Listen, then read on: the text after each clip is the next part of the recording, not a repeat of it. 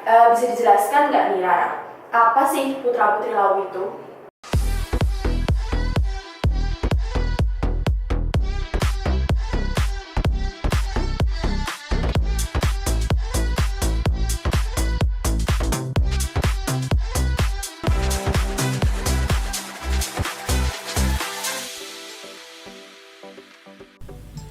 Halo Sobat Podcast IHS, balik lagi sama aku Rory.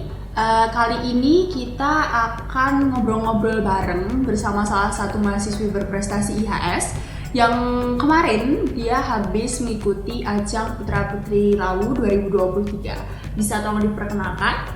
Halo, perkenalkan aku Rahayu Ardianisyah Putri, biasa dipanggil Rara, dari program Hospitality Business Management di IHS. Aku adalah juara putri favorit Duta Wisata Kabupaten Karanganyar 2023 dan aku adalah satu-satunya pemenang Wardah Youth Icon Challenge.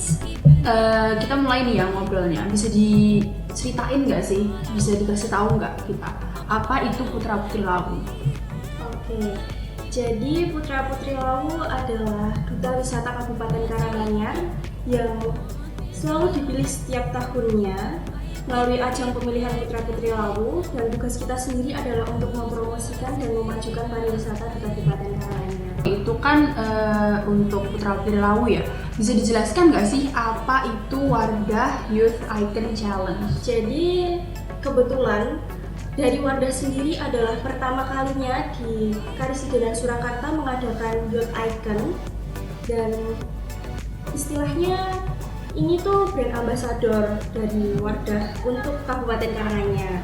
Aku sebagai brand ambassadornya itu berkesempatan untuk mengikuti event-event mereka yang ada di Kabupaten Karanganyar gitu. Oh gitu. Awal perjalanan Rara dari mendaftar sampai akhirnya bisa sampai ke final itu tuh gimana sih? Ceritain dong.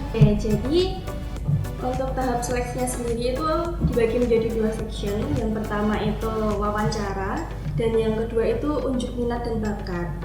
Oh gitu. Kalau untuk wawancara atau unjuk minat dan bakat itu tuh ada ini nggak kendala-kendala yang kamu rasakan waktu menjalani itu?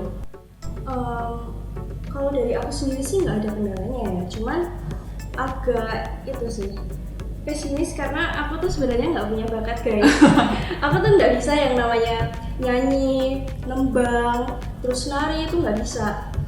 Terus akhirnya karena satu-satunya hal yang bisa aku tunjukin itu folding napkin. Oh, kamu kemarin jadi waktu unjuk bakat ya berarti? Iya. Kamu melakukan folding napkin berarti? Iya. Keren. Ini dong ceritain benefit yang kamu dapat saat menjadi finalis Putra Putri Lawu itu apa aja sih?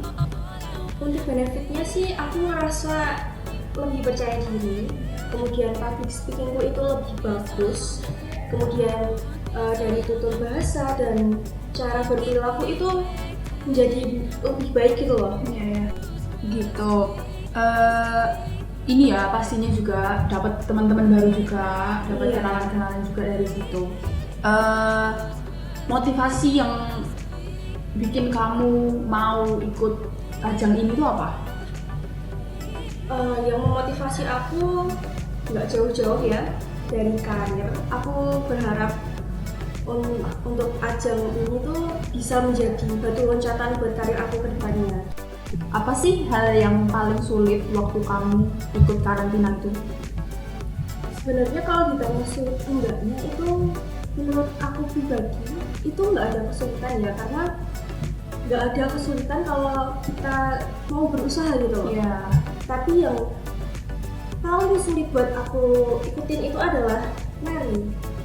Iya, karena aku tuh orangnya tuh kaku banget.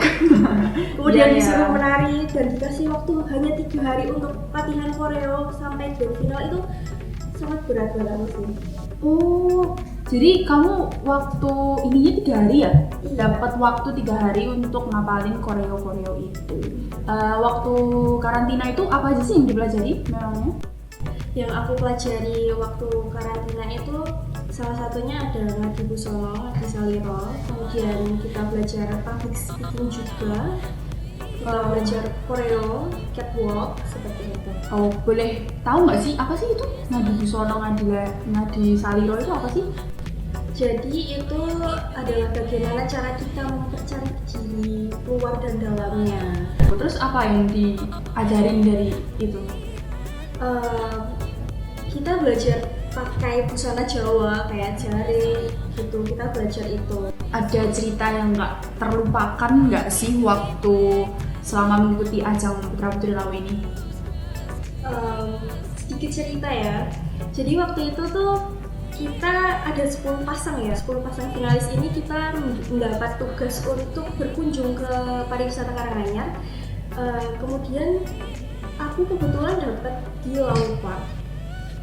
Itu pengalaman pertama aku di guide sama manajernya langsung. Oh ya, itu bisa ini ya. Kemudian yang membuat aku agak kaget ya, itu ada ibu-ibu sama anak-anak itu minta foto, katanya ih foto dulu sama Mbak Putra Putri Lawu. Wah, keren banget ya.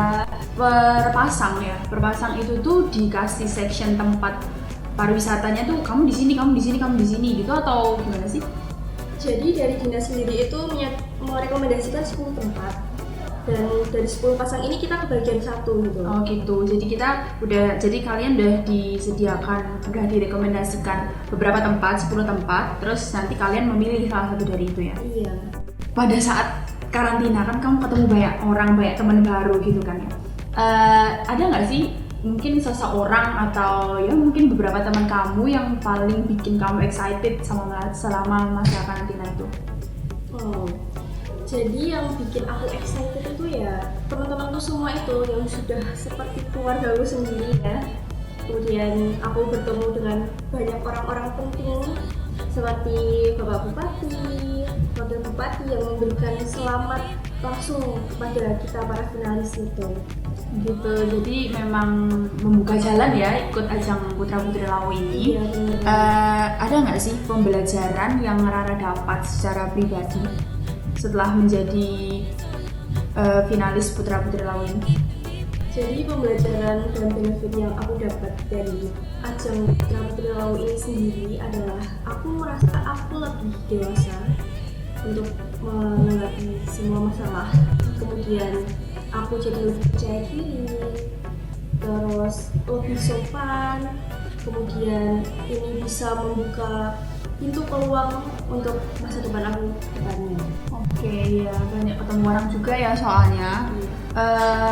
Kira-kira kan kamu udah ikut ajang ini ya, kamu punya nggak sih apa ya, maksudnya bisa diceritakan nggak target untuk masa depan kamu tuh apa?